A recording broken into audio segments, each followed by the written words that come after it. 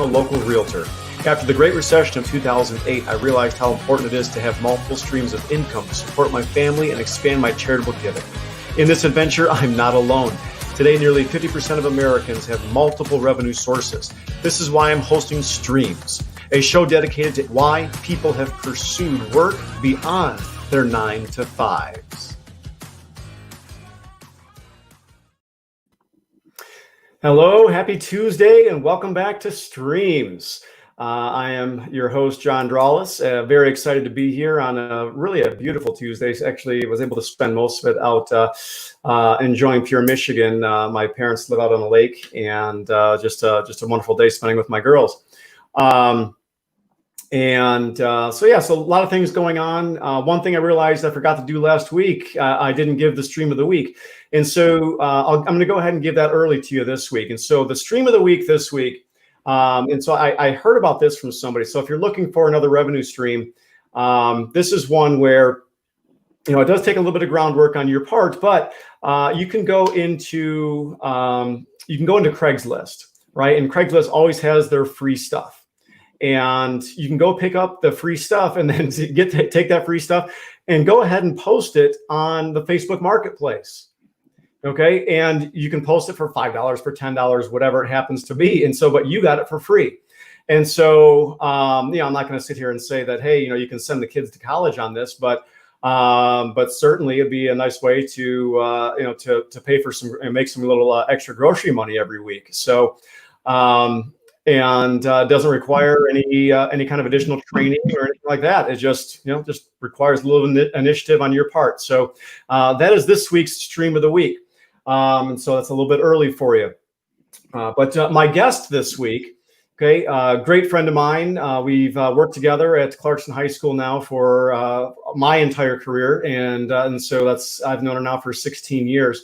And several years ago, she took it upon herself to follow, a bit of was inspired to go ahead and start writing. And so not only is she a teacher, she's also an author, and a best-selling author at that. And so I'm real excited to bring on my guest this week. That is Katie French. Katie, welcome. Hey, thank you. Thanks for having me. Happy to be here in my home, as you are in your home. We're glad to be here. Yeah, the way things go now, right? It's just, whatever we can do, and we have some fun with it. Right. But so kind of take us through this. How long ago was it when you wrote your first book? Well, I've been writing since middle school. Yeah. I spent a lot of dorky time in my bedroom writing, handwriting in notebooks, and I didn't complete a novel until I was in my 30s, about 30.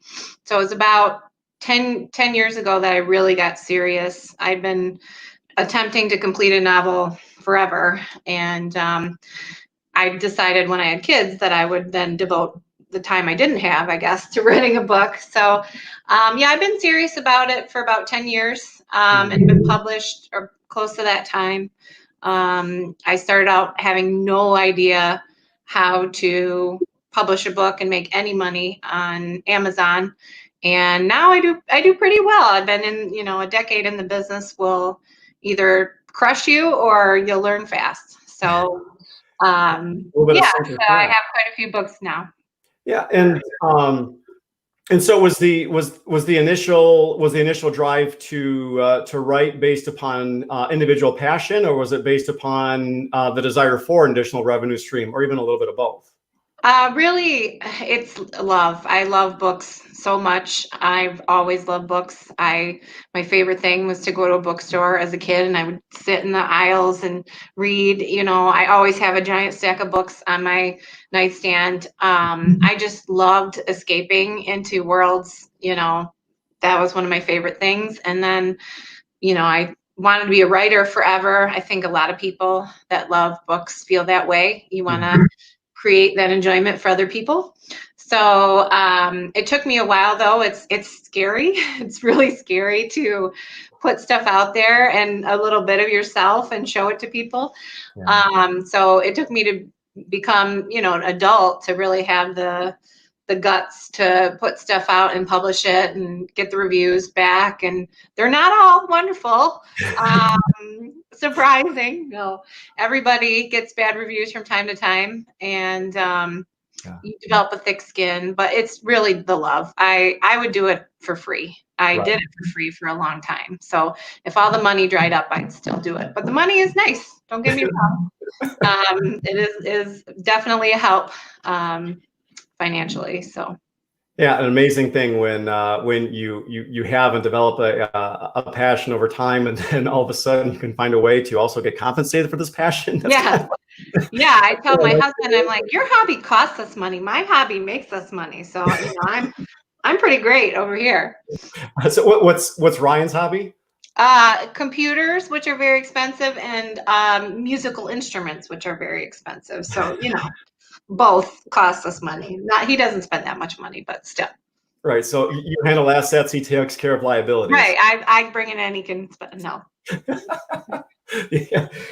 And so, and then, like, as you're telling your story, I'm picturing, I keep picturing like George McFly, when in the original Back to the Future is like, well, what if they tell me my stories are no good? I just don't think I can handle that kind of rejection. Yeah. Right. Right. It can be rough, especially when you're first starting and you feel very vulnerable, and you're not great right off the bat. I wrote a couple of books that never saw the light of day before I published my first, and even that one took me 2 years to get it to where I felt like I could put it up for anybody to look at. So, it definitely, you want to hone your craft, because there are some people out there that'll really tell you what they think. And if you're not ready, it can be scary, and, might hurt your feelings a little bit. Now, you mentioned earlier that you enjoyed with your reading as growing up and kind of through the years, escaping into other worlds. And so does your writing also reflect that, going into other worlds? And so kind of what would you say is the not necessarily the genre, but like so I know that Katie French wrote this book because it's this. I write mostly speculative fiction. My first series was a dystopian. They're almost all young adult books. Okay. So similar to Hunger Games. So a future where females are almost extinct. So that was my first series. Recently, my best-selling series is a book about college-age witches. And so a lot of magical elements, but it's really fun. They're in college, so they go to parties, but yet they also have magic, which I just had a blast with. Can you imagine throwing a party, but you also have magic? Like, that is so fun. I love writing that.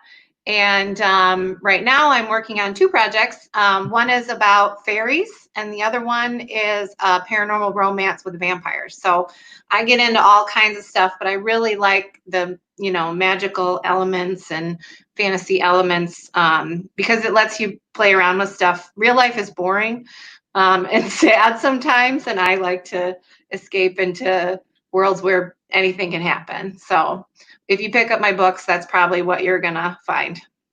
Yeah, and so kind of along the same lines, have you ever read any of the reviews or comments on your book, or people interpreting your book, and you're like, that's not it at all? Yeah, I mean, there are. Red door means this. No, it's just a red door. Usually I let people kind of figure out what they think the books mean or what they want. But, if they do have criticisms, I try not to read the reviews that much. Every once in a while I'll pop in and take a look. But I try not to read them too much, because I feel like the muse is very fragile, and you don't want too much negativity. Right. If they have good suggestions, then I'd like to hear it. But I can go to my friends. I have a couple co-authors and people I work with, and they can tell me in a much more precise way than somebody who didn't like it on Amazon. So yeah, what is so the series that that was on the college age witches. What's the name of that series? It's the Supernatural Academy, and it starts with freshman witch and then sophomore witch and junior witch. Yeah. Those did really, really well. We were so overwhelmed and happy with how well they did. So the series is complete, and to date, it's still the best-selling series that we have. People seem to really like it. I'd say it's like Harry Potter goes to college, Okay. that kind of thing. It's fun but exciting. It's a page turner. And I would write those books all day if I could. So let's take that series, Yeah. and major motion picture studio comes in and says, we want to buy the rights, but Mhm. you lose any sort of creative input. What's your reaction there?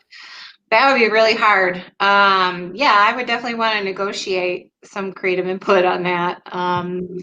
You've seen, I'm sure, books that have been turned into really terrible movies. One of my favorite all-time series, the Dark Tower series by Stephen King. They did a movie and it was not good. They pulled pieces from all kinds of books and mixed things around, and you just feel so disappointed because you love something so much. It's like a piece of you, and then to see it turn into garbage, I think that would be worse than, I don't know. That would be really terrible. So, yeah, I think I would try to negotiate some terms on that one. Yeah. So let me ask you this. You mentioned there's a lot of growing pains along the way. Mhm. And, sorry about the feedback here. I don't know if it's my mic or what here, so I do apologize for that. But you mentioned some of the growing pains along the way. And so how would somebody go from, okay, I wrote a book, to now getting it out to the world? How do I do that? Yeah, that's a great question. And I get that a lot from people. The first thing I think that's important is to make sure that your product is the best product that you can create. So if you haven't gotten a professional editor, if you haven't gotten feedback, I get beta reader feedback. I work with a professional co-author now, and we still use an editor to clean up things. You really want a great product. So first you want to make sure that you've checked all those boxes. Secondly, I do almost all my publishing through Amazon. Amazon is the big, I've never heard of Amazon. never heard of Amazon. Well, it's a little website. So that in itself is a whole process that you have to learn about how to put your book on there, how to, set all the details correctly, the right file. You have to format. There's a lot of little intricacies. But even then, just hitting publish, it'll put your book up with, I don't know, it's about 10 million books, I think. So you really need to think about, at that point, how do you get people to your book? So I had to spend a lot of time learning about marketing, about ads, about coordinating with other authors to get on their newsletters. That's a whole thing. So if you are going to independently publish, you have to be ready to put in the time to learn all those pieces as well. So I really think about, my job is, I'm not just an author, I'm also a publisher. Yeah. And then I'm also a marketer. So and it takes time. So I wouldn't say this is an easy side gig. It took me 10 years. I do it a lot because I love it. So if you're just trying to make money, there's way better, easier things to do. But if you love writing, you really want to get your book out there. Indie authors are so giving, and they will tell you literally anything. They will explain for free how to do everything. There are websites, there are, YouTube channels. I mean, I have just learned so much from all the indie authors because they're so giving and so wonderful, and they share all the information. So it is out there, Facebook pages, and then, it's just get the next book out. Then it's a process, you got to keep feeding the machine. So I feel like it's a business. I put in several hours a day, pretty much 6 days a week, because I do want it to be a business, not just a passion. If you just want to make a book and put it out there, you can do that, and that's fine. But it really, if you want to make money, you have to learn all the other ins and outs of everything. Yeah, and I think that is one of the major differences as we kind of go through every single week with, this is the fourth episode of Streams now, is there seems to be kind of a clear distinction between a, a legitimate revenue stream and a hobby. Yeah. And hobbies are all well and good. But what you're making seemingly clear, and I'm going to obviously reiterate that point to the millions of people watching at home, is that if you really want it to turn into an income source, then you have to. It does need to be a job that you are committing yourself to. Yeah, I think it's a mindset as well. If you are gonna think of it as a hobby and put in hobby hours, then that's all it'll be. And if you think of it as a job, I don't, and it's hard with a creative process because you don't want to be like, well, it's my job. And the writing isn't really the job. It's all the other stuff. I'm sorry if you're hearing like a little sound in the background. My cat is attempting to break in my room right now. And so hopefully he won't be able to, but he can actually press down a door handle. So we'll see. Yeah, total samesies. Like my cat just pushed the door open and was I was okay. He's like meowing and then like depressing the handle right now as we go. So anyway, yes. I'm sorry. What were we saying? The cat has gotten my attention at the moment, but yeah. And so just you're shifting about like having dedicated time. Yeah, and it's difficult. I do work part-time. I also have 3 children and 2 cats and a dog who always want my attention. So it is tough to find time. But my husband's helped me, and we've really made a priority that I do get time to make it happen. So, that's definitely a decision you have to make with your family as well. If you're going to make it a job, you have to have time to make it a job. So yeah, and that is another point that's come up almost on a weekly basis is just widespread family support and then just just a clear set of what expectations are there as well. And so that's awesome to hear that there's there's that support between you and your husband Ryan. Mm-hmm. And that he continues to support you in that manner. Yeah, as it's a necessity. You can't work. You can't work too and not have that kind of level of support. Absolutely. And so, all right. And so, where are we going in? Where do you see? Where would you like this to go? 5 years, 10 years? I'm building my catalog. So I probably have close to 25 books now. Some of those are shorter, but a lot of those are full-length novels. And I have 2 co-authors that I'm working with now. I really love co-authoring, and that's really changed things for me. That successful series that I told you about, that was written with my co-author Ingrid Seymour. She's super great author on her own right, and we worked together to create that, as well as 3 other series. And now I'm also working with Wendy Wilson, who is also a best-selling Amazon author. And so every time I work with somebody, I learn something new. It makes me a better author. They make me better marketers, better ads. Ingrid is an ad whiz, and she's teaching me things.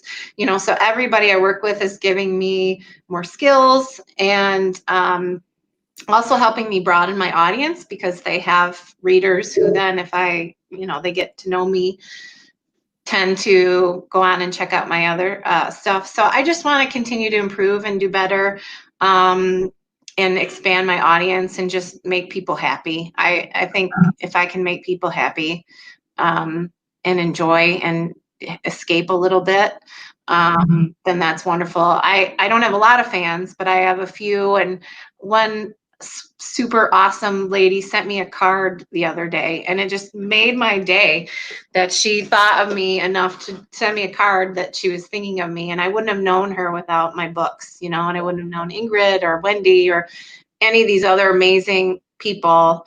So yeah, anytime you can bring a little bit of joy to somebody's life. So I'd like to just keep doing that. And it'd be great to sell a ton of books too. But it's not the main goal, I guess. Right. Yeah. Yeah. Yeah. And so what you're saying is that joy and escape is important in 2020? I do think that. I do think that. Yeah, definitely. And my books are made to, maybe not maybe don't read the dystopian right now, because that might be a little bit too close to home. Yeah. But yeah, escape is it's so helpful sometimes. I mean, we all have to deal with our problems, but sometimes you just want to jump into something that's fun and will take your mind off stuff. And I hope I can do that for people. So. Absolutely. Now, Katie, we have a little tradition here on streams. Okay, where we run you through the gauntlet. 5 questions. Okay. And I'm try not to mess this up. Yeah, they are all this or that questions. And for all the folks that are watching live, what I want you to do is answer the questions in the Facebook or YouTube text box. And at the conclusion of all 5 questions, hit send. And then we're going to go back and get Katie's answers. If your answers, all 5, match Katie's answers, then I send you a gift certificate to a nationally known, recognized, Seattle-based coffee house. You can probably guess which one it is. But I don't know what kind of liberties I'm able to say to actually give the name of it. And so that's how it all works. All right. So Katie, ready to enter the gauntlet? Yes, I'm ready. All right. So first question. Okay. It's anniversary dinner. Okay. And so money's no object. You going surf or you going turf? Okay. All right. Got it. Ready for question 2? Yep. All right. Here's an author question for you. I had to throw one of these in here. And I have to go with like ones that whatever. And so Harper Lee, J.D. Salinger. Okay. Got it. That one's easy. All right. Okay. And so next one, better movie adaptation, Hunger Games or Twilight? Oh, okay. That one's pretty easy too. Okay. All right. Mm-hmm. Okay. And if you are exercising, prefer exercising with somebody else, or just leave me alone, let me sweat on my own here. Okay, got it. All right. And last one is kind of a pure Michigan question here. Uncomfortably hot and humid or bitterly cold and snowy? Okay. And my husband and I completely disagree on this one. So I don't know how we live together. Separate zones of temperature. All right. All right. So here's what we're going to do. All right. We're going to take a quick commercial break. But during that commercial break, those of you that are watching live, send in your comments now and your answers to those questions. And then when we come back, we're going to get Katie's answers to all 5 of these questions. And if they match, hey, that's a gift card for you. All right. And so quick word from our sponsor.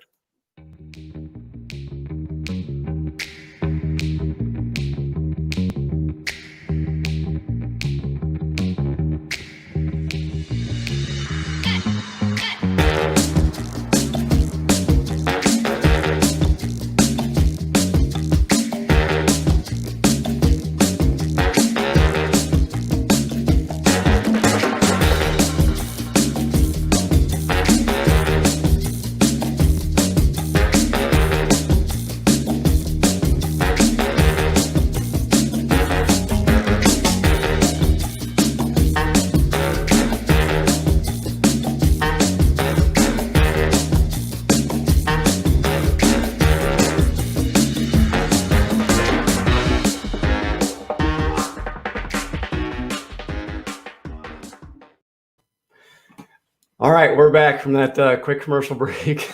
Great. I just crack up at that. All right. So I'm ready. here's what we have, and all right. So we have LeAnn here has gone turf, JD, Hunger Games, Alone, and Hot and Humid. All right. Shout out to my mom for watching. She's saying surf. She's saying surf, Harper Lee, Hunger Games, With a Friend, and Bitterly Cold and Snowy. And then, shout out to my dad. Hey, Dad. Going surf, Harper Lee, Hunger Games, With a Friend, Warm and Sunny. All right. So there's the answers that have been submitted thus far. Okay. And so let's go back, Katie. So surf or turf, which one? It's going to be turf. I am not a big seafood person, and I think I'm mildly allergic to shellfish, which I did like, but now like my eyes get all puffy. So it's got to be turf. Sorry. Yeah. Sorry, Drollises. Sorry, Mom and Dad. Any preferences on turf? I'm mostly a chicken person, though. Like a really good cut of beef, I have a hard time passing up, but mostly chicken. All right. Sounds good. All right. Now, you said this one was easy. Harper Lee or J.D. Salinger? Oh, Harper Lee. Gosh. To Kill a Mockingbird. I taught it forever. And I still make my classes, even though it's not part of our curriculum, I make them watch the movie because I love it so much. To Kill a Mockingbird. Such a great book. Yeah, I did. And how apropos now, right now, to talk about never judge a man till you walk a mile in his skin, right? Absolutely. Just such an important book and so good. J.D. Salinger's good too. Sorry, LeAnn, is watching the comments, but Harper Lee is she's great. Yeah. All right, better movie adaptation. I think everybody agreed with me on this one. Hunger Games, 100%. Now, I did go to the theater and see the Twilight movies because I was such a huge fan, and I'm not afraid to say that I love those books, even though I know they're pretty much garbage. But the movies were not great, and Hunger Games were amazing. So for sure. And I also love Hunger Games too. So they were both some of my favorites, but they're better movies. Okay. Now, my wife doesn't believe me on this, but isn't it true? Maybe, if you don't know, it's totally cool. But isn't it true that even like 50 Shades of Grey started off as Twilight fan fiction? Yeah, that's absolutely true. Yep, it started off as fan fiction, and just took over and blew up.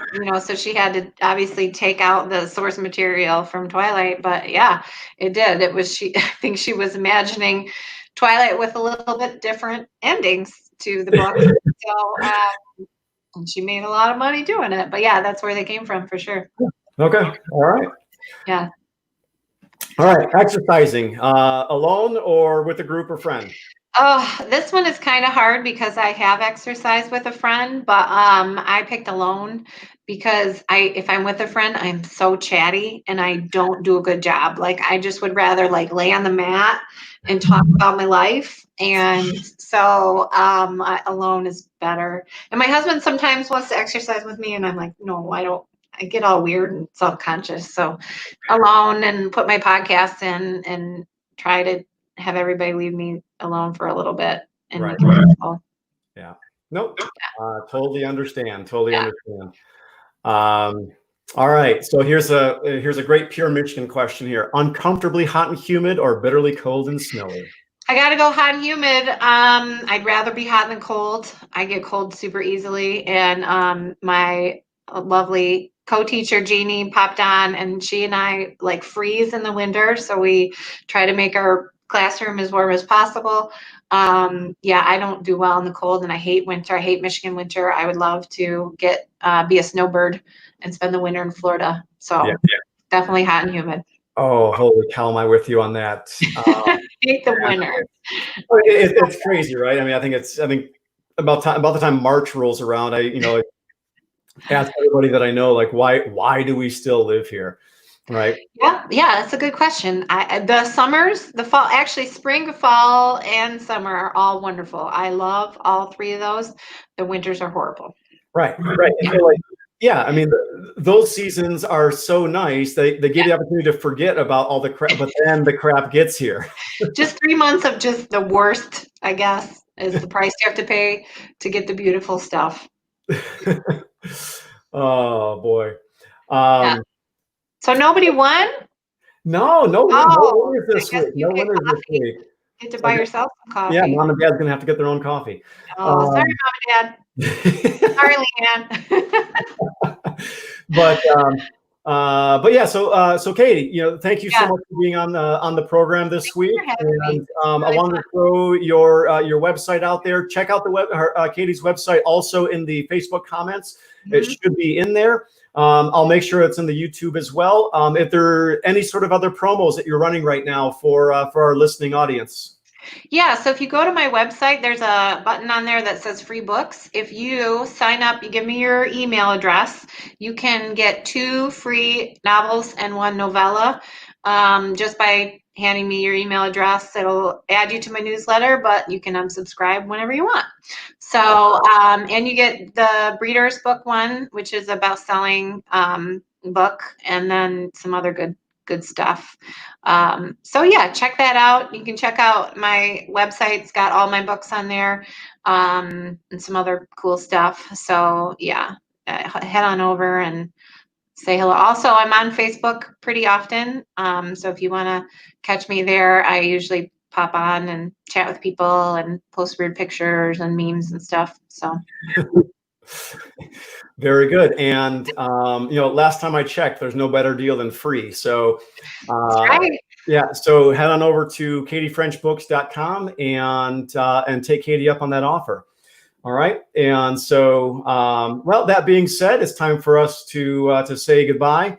And to the folks watching at home, check us next week. The guest is still a surprise at this point. We're going to release that in due time. But that being said, everyone have a great week. Enjoy what's turning out to be a great Michigan summer thus far, and have a good one. Bye, guys. Bye, John. Thank you.